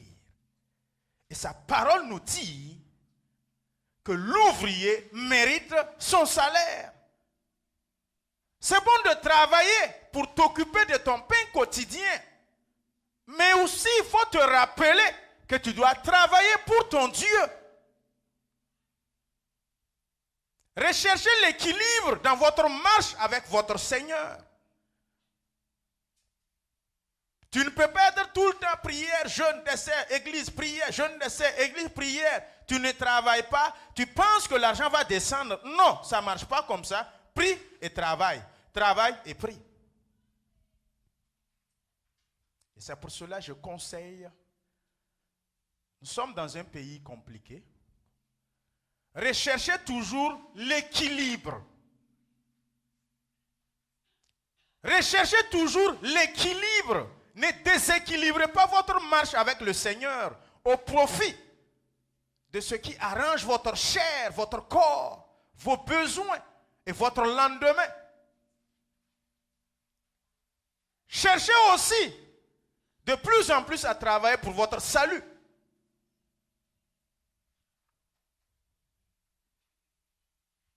Vous ne venez à l'église auprès du Seigneur que si, à moins que vous avez besoin de l'église. Vous avez besoin d'être des frères et des sœurs de l'église. Dès que vous les gagnez, vous disparaissez. Pour encore être dans le besoin et vous réapparaissez. Tu te moques de qui? Est-ce que tu es réellement sûr que tu es chrétien né de nouveau? En tout cas, nous allons servir et te servir comme ce que la parole de Dieu nous recommande. Mais ce n'est pas évident que tu mériteras ton salaire de Dieu parce que tu ne travailles pas pour ton Dieu. Tu travailles pour ta bouche et ton anus. Bouche et puis anus. C'est bon. Mais songez aussi que vous n'êtes pas des idolâtres. Vous n'êtes pas des païens. Vous êtes des enfants de Dieu. Et de temps en temps, vous devrez rechercher la face de votre Dieu dans la communion fraternelle. Tu t'adosses à quoi? Tu vis de quoi? Ton esprit mange quoi? Pour quelqu'un qui peut faire 3 mois, 4 mois sans se présenter à l'église, et il est normal dans sa tête, et tout va bien dans sa vie.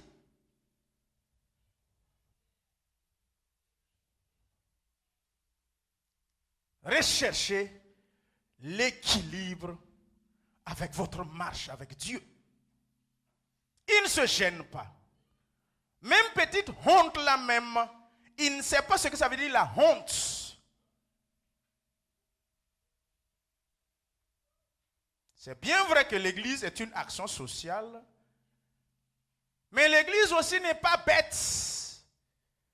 Puisque la parole de Dieu dit, dans Ésaïe 11, un esprit de sagesse, de courage, de force et d'intelligence se reposera sur lui.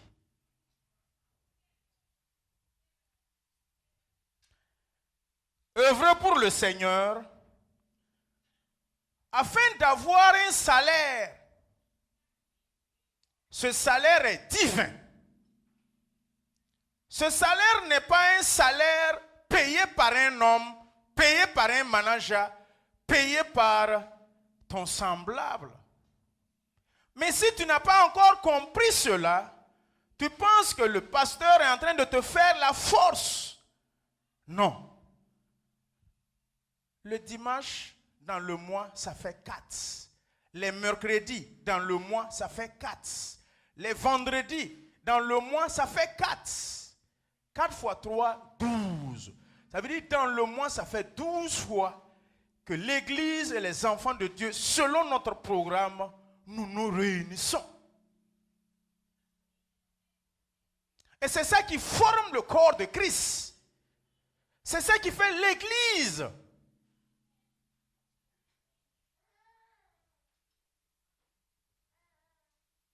Mais tu peux faire un mois.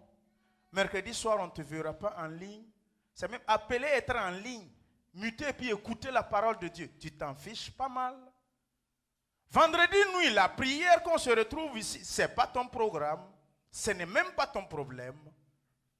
Dimanche, tu t'en parles même pas de ça. Et tu dis que je suis chrétien. Je suis enfant de Dieu. Et tu n'as même pas honte de dire que tu es enfant de Dieu.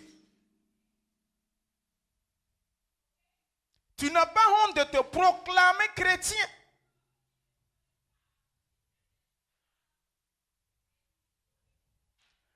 Est-ce que tu es en train d'œuvrer pour ton Dieu? Ou bien tu es en train d'œuvrer pour un homme? Si c'est pour un homme, tu vas te comporter comme ce que tu es en train de faire.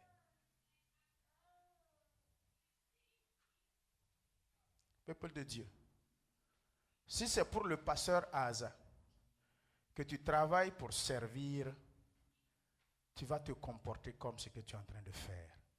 Mais si tu arrives à la maturité d'un fils, tu vas quitter l'étape de l'enfance.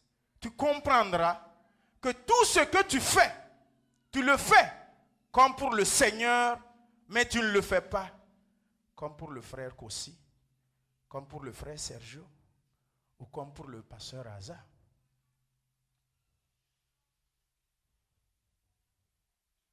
Est-ce que tu es conscient de ce que tu veux quand tu viens à l'église?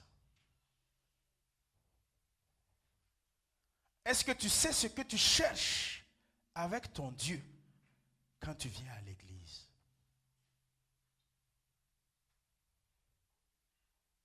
C'est ça le plus important. Luc 18, 8. Est-ce que quand le Fils de l'homme viendra, trouvera-t-il de la foi en toi?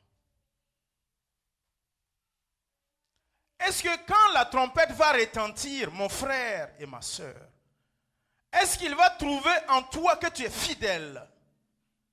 Il va trouver en toi que tu n'as pas abandonné la foi et que tu as toujours travaillé dans un pays difficile comme l'Amérique.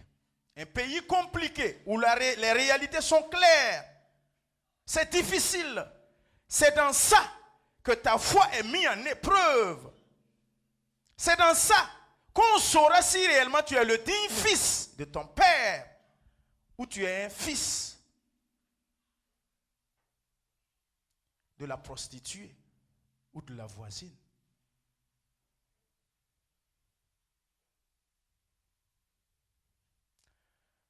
N'abandonnez pas votre assemblée.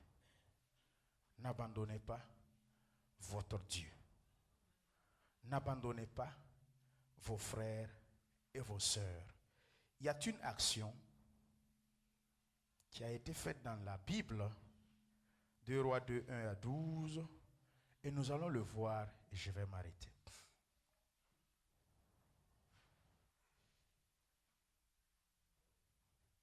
Deux Rois chapitre 2, à partir du verset 1er.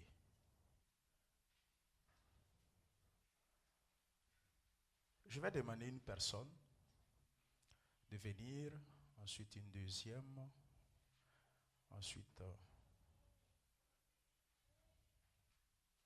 en gros 5 personnes que j'en ai besoin pour faire ce cas pratique. Et nous allons prier pour la fin. Besoin de 5 personnes. J'ai besoin de quelqu'un qui va jouer le rôle d'Élie, quelqu'un qui va jouer le rôle d'Élisée, et 3 personnes pour jouer le rôle de ces 50 fils de prophètes. J'ai besoin de 5 personnes. Venez, s'il vous plaît. Eh bien, pourquoi tu pars t'asseoir? Tu as changé d'avis, non? Venez, venez devant. Ne vous gênez pas. Venez.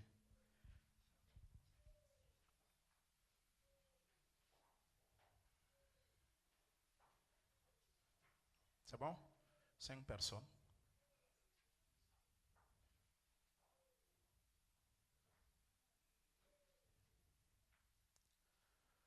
Quelqu'un va être Élie, quelqu'un Élisée, et les 3 autres personnes seront les 50 fils de prophètes. C'est une histoire qui se trouve dans 2 Rois. Et nous allons pratiquer cela. 3 personnes se mettent ici.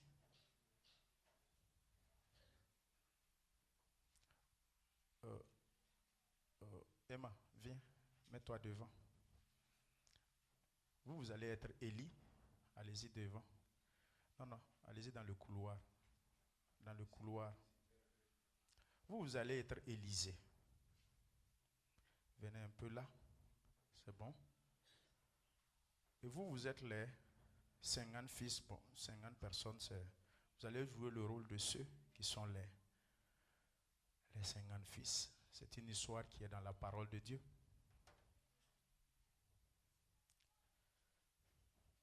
Élie, le puissant homme de Dieu, le serviteur,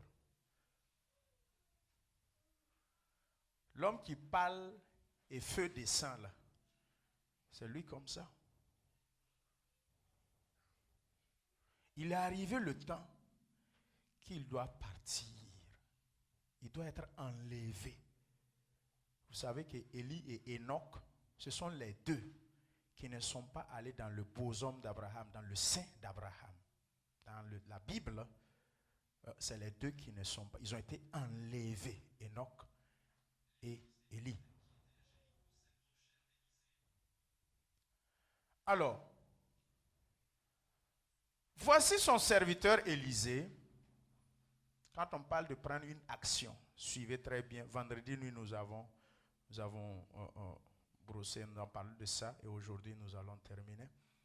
Ne soyez pas des inactivistes partout où vous êtes, dans vos services, dans vos familles, dans vos foyers, dans la société. Soyez des hommes et des femmes braves, qui prennent des initiatives, travaillez, posez des actes, surtout des actes positifs, constructifs, qui vont aider toi et ta progéniture.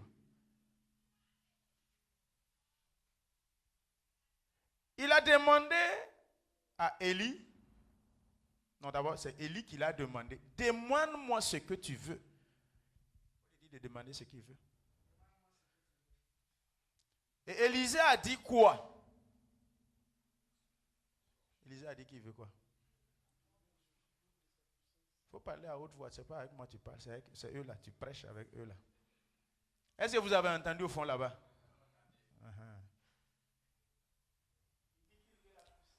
Pas il est, tu veux, on t'a demandé, toi tu veux quoi?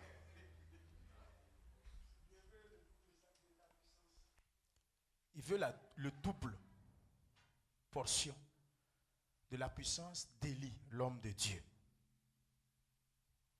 Maintenant, bon, comme tu ne sais pas, je vais lire la référence parce que ce n'est pas évident qu'ils connaissent. 2 Rois, chapitre 1.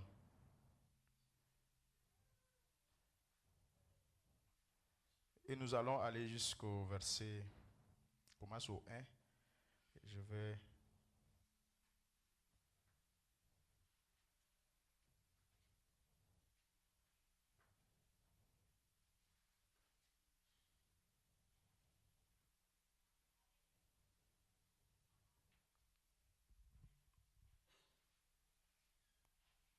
3 chapitre 2, à partir du verset 1er.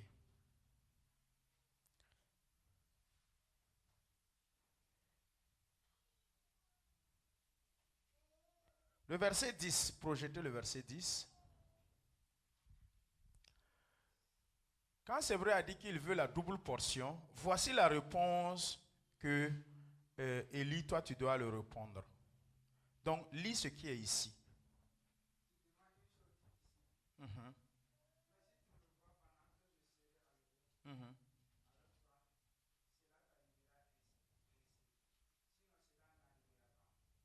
Voilà. Vous voyez qu'ici, il y a une condition, si. Voilà. Maintenant, ces 50 hommes qui sont derrière, ce sont des influenceurs, puisqu'ils ont parlé avec Élisée.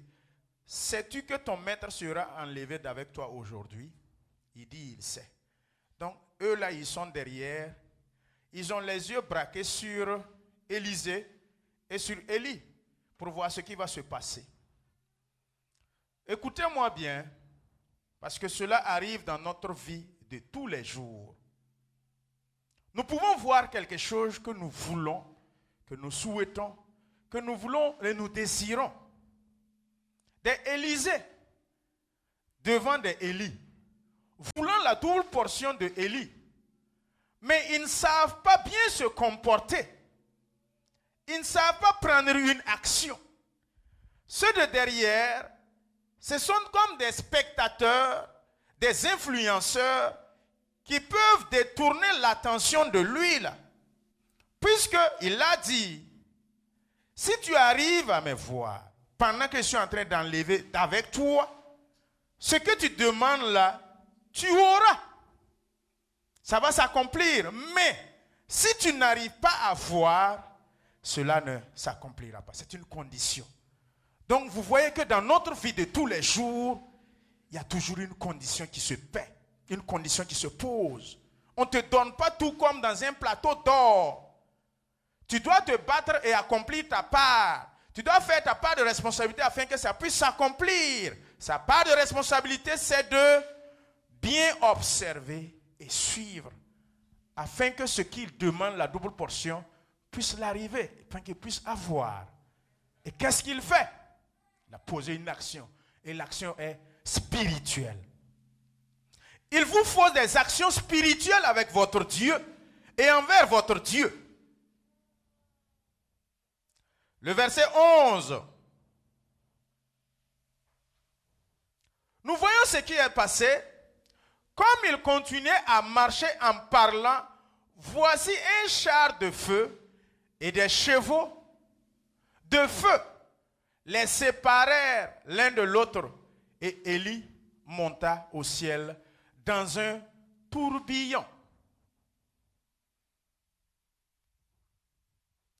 Peuple de Dieu, vous savez tous ce que c'est qu'un tourbillon.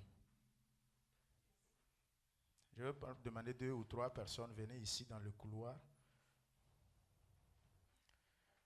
2 personnes ou 3 personnes, venez.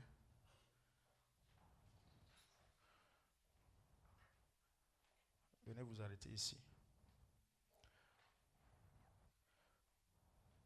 Essayez de vous arrêter en cercle. En cercle. Ou bien en rond.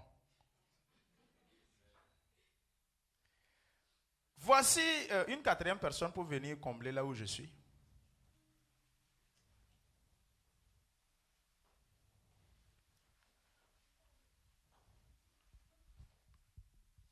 Vous voyez que vous allez tourner comme ça, comme tourbillon tourne là.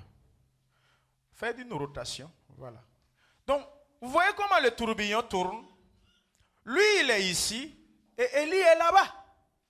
Et le tourbillon, vous savez que ça soulève la poussière, ça soulève les saletés, ça empêche la vue d'être manifestée. Mais comment Élisée arrive à voir Élie à travers tout ce qui se passe? Il y a eu char de feu, il y a eu tourbillon, mais malgré ça, Élisée a pu poser une action une action spirituelle. Est-ce qu'il peut utiliser ses yeux physiques pour voir Élie? Je ne pense pas.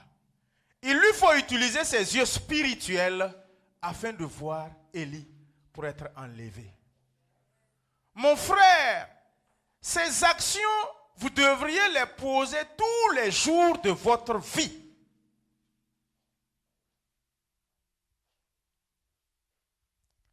Il est focus. Ceux de derrière, parlez, essayez d'attirer son attention. Faites du bruit, vous qui êtes derrière, jusqu'à 50, on dit 50 personnes. Mais malgré ceux qui sont derrière, tourbillon, char de feu, lui là, il a posé une action spirituelle. Il est resté imperturbable, indéboulonnable. Il est resté comme un disque inamovible. Et personne, et rien que ce soit, n'a pu détourner son attention de son objectif qui est Élie. Parce que sa double portion viendra de Élie quand il le fera être en train d'enlever. Donc Élie, tu seras en train d'être enlevé. Tu vas, ouvre la porte et sors. Focus, en train de regarder. Vous faites du bruit derrière.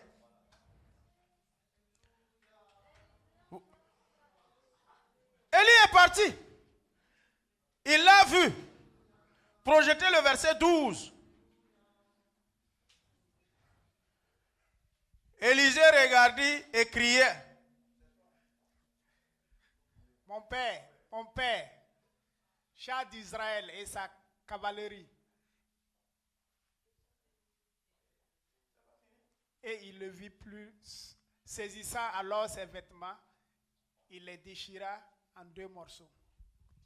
Alléluia. Gloire à Dieu. Acclamons le Seigneur pour leur vie. Vous pouvez vous asseoir.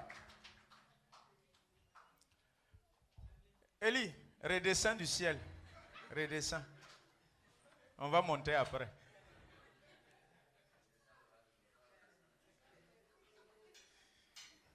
Alléluia. Est-ce que vous avez saisi et compris à travers les problèmes de la vie, les difficultés, les défis à relever, les tourbillons, les tempêtes, les soucis, est-ce que tu arrives toujours à voir Christ? Je vous pose une question. Je te pose une question.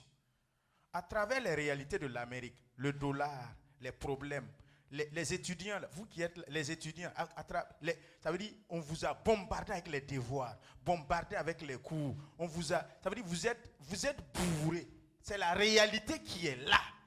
On vous comprend. Si on veut utiliser la tête, l'intelligence, la logique là, tu as raison. Ton bill là doit être payé. Ça veut dire, si tu ne travailles pas là, on va mettre tes effets dehors. Pasteur, tu es là, tu prêches là. C'est toi qui payes mon bill à la fin du mois. Hein? J'ai été fidèle avant d'être pasteur. J'ai posé cette question avant toi. Pasteur, tu es là en train de parler là. C'est toi qui payes mon bill à la fin du mois. Pasteur, tu es là, tu es en train de parler là. Est-ce que c'est toi qui vas venir bosser les leçons à ma place? À travers toutes ces réalités, ces problèmes, il y a les enfants à prendre soin. Il y a toi-même, tu dois te battre tous les jours. Tu es seul, single mom. Tu es seul, célibataire. Tu n'as personne, il n'y a pas d'aide. Si tu t'amuses, tu ne vas pas t'en sortir. Donc tu viens à l'église, le pasteur s'arrête comme j'ai fait ce matin. Crie sur toi seulement, te bombarde. Est-ce que, en dépit de toutes ces tempêtes, ces réalités, ces tourbillons, mon frère, est-ce que tu arrives à voir Christ? Est-ce que tu arrives toujours à voir Christ? C'est ça que moi je me bats ici tous les jours avec vous là. C'est ça aussi mon objectif. Je dois te rejoindre dans ta réalité là, t'encourager, te pousser, te dire, grouille, fais l'équilibre. Sur 4 dimanches, fais tout pour avoir 1 ou 2. Fais tout pour avoir un dimanche ou 2 sur les 4. N'avale pas tout pour toi. parce qu'il y a des tourbillons, parce qu'il y a des tempêtes, parce qu'il y a des réalités, parce qu'il y a des problèmes. Les problèmes, ça ne finira jamais. Tous ceux qui sont assis à l'église là, ils vivent les mêmes réalités que toi. Ceux qui viennent là, ils ont les mêmes problèmes, les mêmes crédits, les mêmes billes, les mêmes soucis, les mêmes difficultés. Mais si tu ne te fais pas violence, mon frère, tu ne verras pas Élie être en train d'enlever. Nous allons nous tenir debout et nous allons prier. Demander au Seigneur de nous aider à poser des actions spirituelles. Tu vas te parler avec ton Dieu après avoir écouté la parole. Regarde là où tu es, ta position. Est-ce que je suis inerte ou bien je suis active?